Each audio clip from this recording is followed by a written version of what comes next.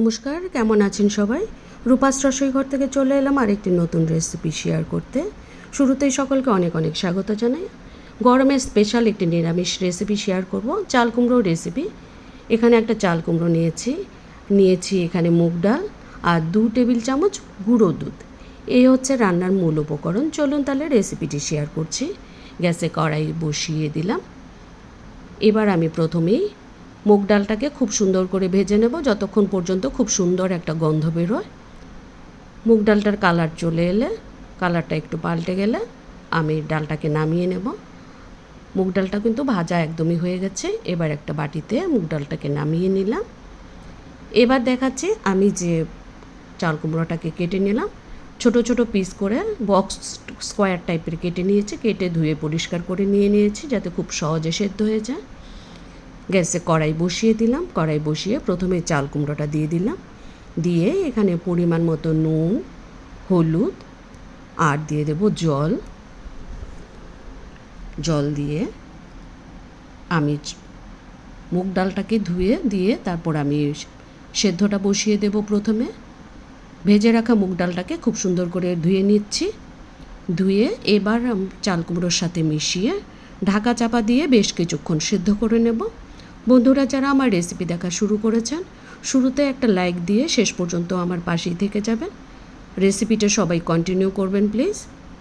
মুগ ডালটাকে একটু মিশিয়ে দিলাম জলের সাথে আর চাল কুমড়োর সাথে নাড়াচাড়া করে মিশিয়ে ঢাকা চাপা দিয়ে আমি বেশ কিছুক্ষণ রান্না করে নেব। ঢাকাটা সেদ্ধটা বসিয়ে দিয়ে আমি একটা মশলা তৈরি করে নিচ্ছি। এখানে 1 পিস আদা নিলাম, 3-4টে কাঁচা লঙ্কা আর দিয়ে দেব মৌরি বা মিষ্টি জিরে। পরিমাণ মতো জল দিয়ে এই মশলাটা দিয়ে এই রেসিপিটা তৈরি করব। গরমে একদম পারফেক্ট একটা রেসিপি। এটা খেলে শরীর মন একদম ঠান্ডা হয়ে যাবে, এত টেস্টি হয় এই রেসিপিটা।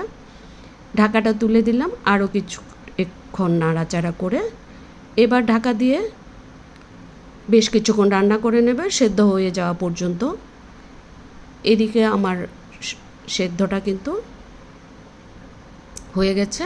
ডালটা পুরোটা গলেনি, একটু শক্ত ভাব রেখে আমি ডাল আর চাল কুমড়োটাকে নামিয়ে নিচ্ছি। নামিয়ে চলে যাব পরবর্তী স্টেপে। এদিকে আমার রান্না করতে করতে প্রচণ্ড জোরে বৃষ্টি এসছে। দেখুন বৃষ্টিটাও আপনাদের সাথে শেয়ার করলাম। এবার গ্যাসে কড়াই বসিয়ে দিয়ে 2 টেবিল চামচের মতো তেল যোগ করলাম। তেল যোগ করে আমি দিয়ে দিলাম গোটা জিরে আর শুকনো লঙ্কা ফোড়ন। ফোড়নটাকে খুব সুন্দর করে ভেজে নেব। এদিকে আবারও শেয়ার করছি, দেখুন প্রচণ্ড ঝমঝম করে বৃষ্টি হচ্ছে। ফোড়নটা ফুটে উঠলে আগে থেকে বেটে রাখা যে মশলাটা আদা, মৌরি আর কাঁচা লঙ্কা বাটা দিয়ে বেশ কিছুক্ষণ তেলের সাথে কষিয়ে এখানে সামান্য পরিমাণে হলুদ গুঁড়ো দিলাম। হলুদ গুঁড়ো দিয়ে মশলাটাকে খুব সুন্দর করে ভেজে নেব। আবারও দেখাচ্ছে বৃষ্টিটা। ভেজে নিয়ে এবার আমি দিয়ে দেব সেদ্ধ করে রাখা মুগ ডাল আর চাল কুমড়োটা।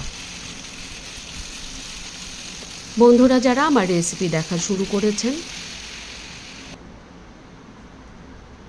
শুরুতেই একটা লাইক করে দিয়ে আমার পাশে থেকে যাবেন। আর নতুন বন্ধুরা আমার চ্যানেলটা সাবস্ক্রাইব করে অবশ্যই আমার সাথে থাকবেন।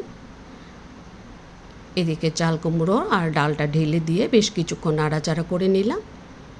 এবার আমি যে 2 টেবিল চামচ গুঁড়ো দুধ নিয়েছি, এই গুঁড়ো দুধটা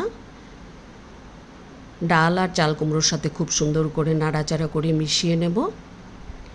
এই গুঁড়ো দুধটাই এই রান্নার টেস্টটাকে অসম্ভব টেস্টি করে তোলে।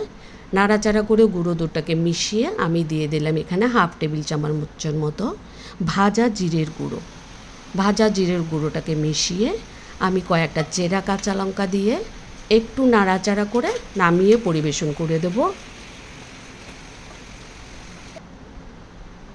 নামিয়ে নিচ্ছি।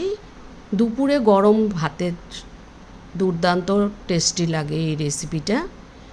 গরমের দিনে তো একদমই পারফেক্ট রেসিপি হয়ে গেল আমার দুর্দান্ত স্বাদের নিরামিষ চাল কুমড়োর এই রেসিপিটা।